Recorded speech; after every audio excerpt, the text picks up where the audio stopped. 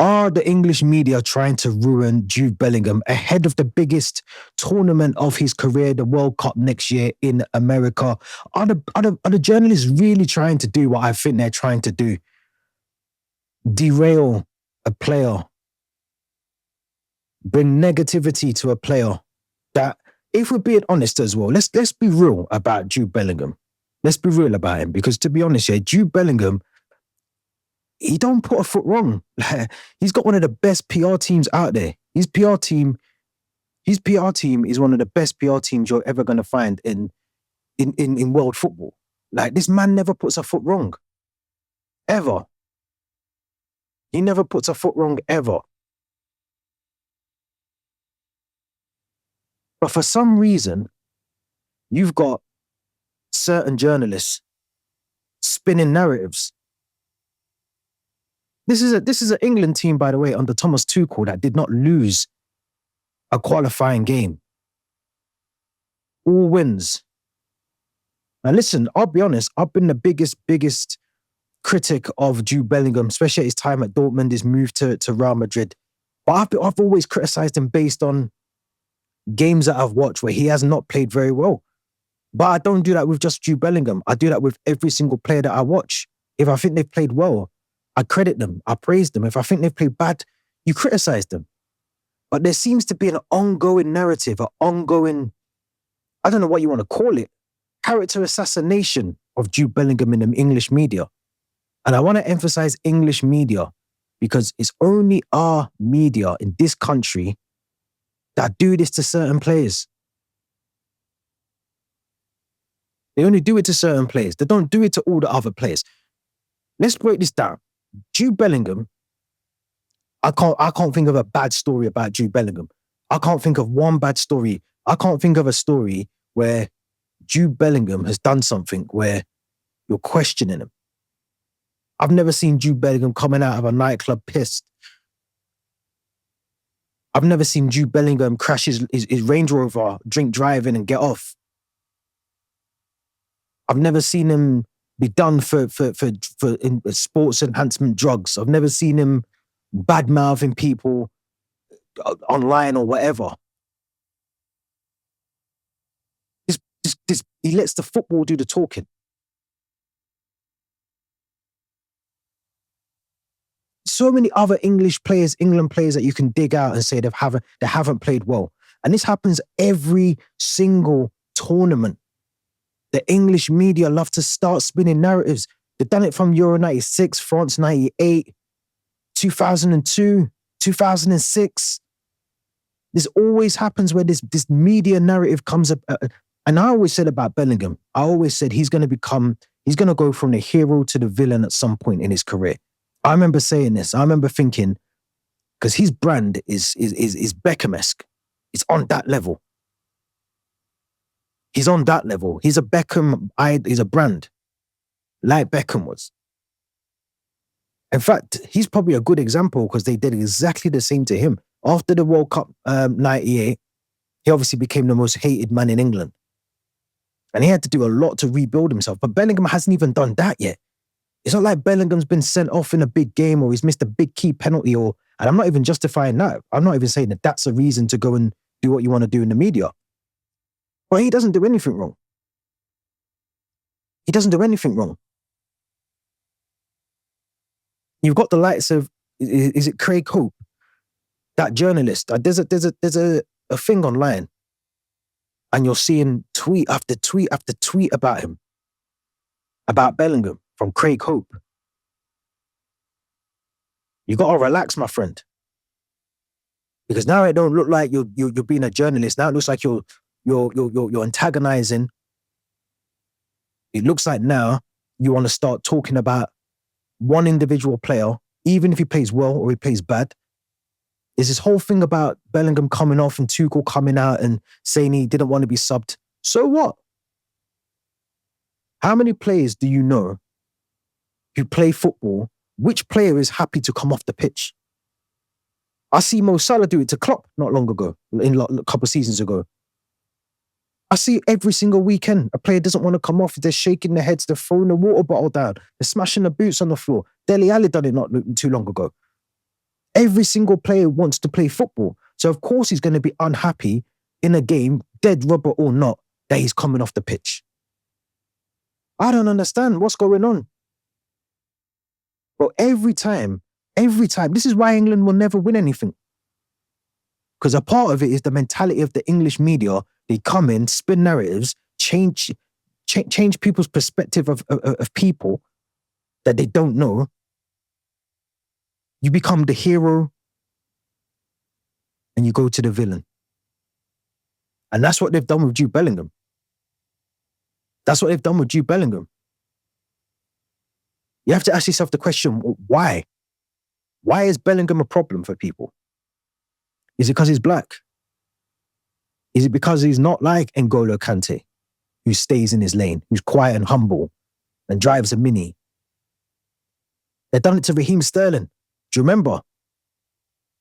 They had Raheem Sterling in the paper because he bought, what was it? He was shopping in Poundland or something, called somewhere like that. And they made a big story about it. They always have these narratives. Raheem Sterling was another one. They put him in the paper all the time. Paul Pogba's another one. I know he's not English, but what I'm trying to say is they don't do this for Jack Grealish. They don't do this for Phil Foden.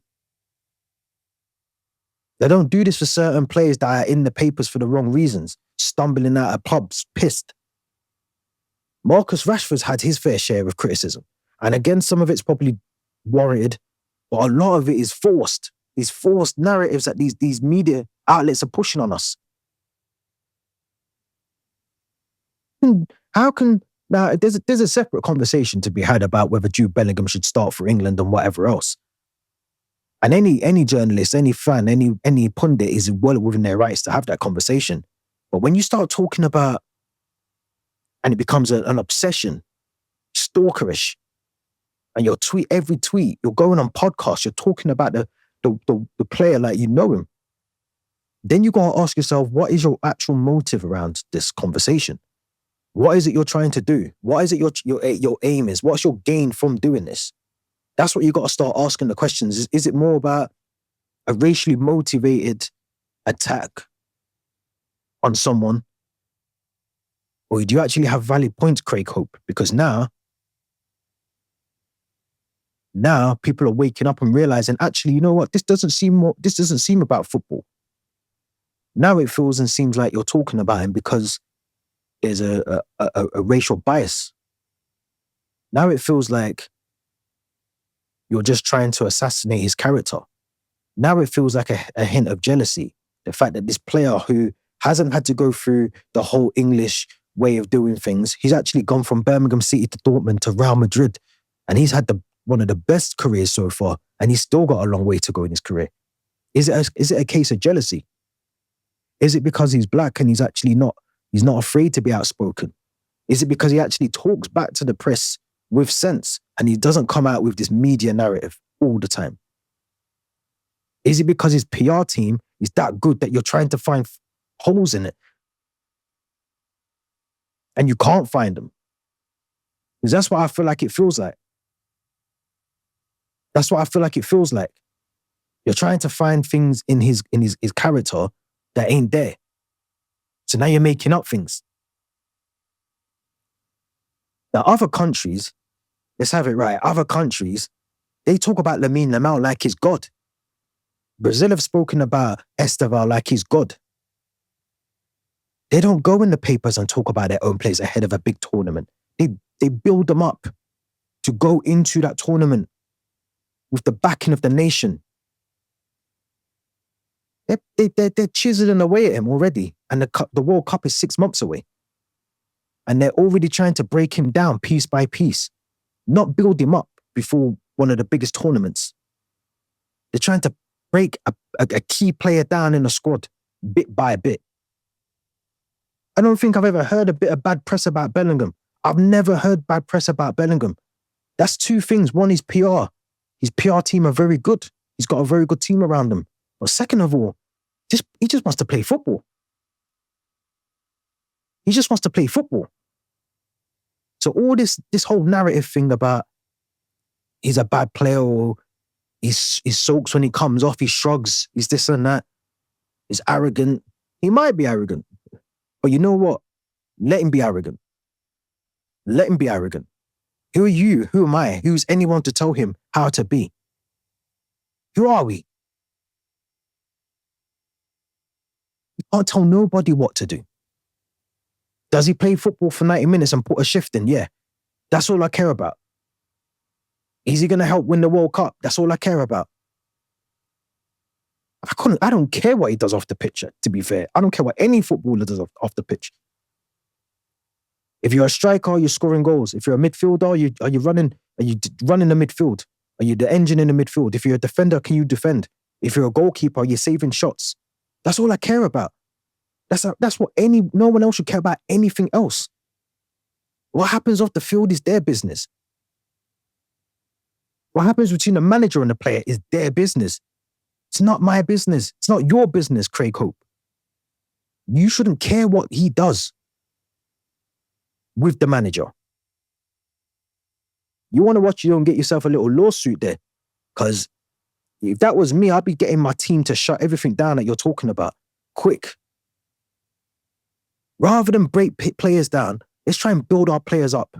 Let's try and build players up.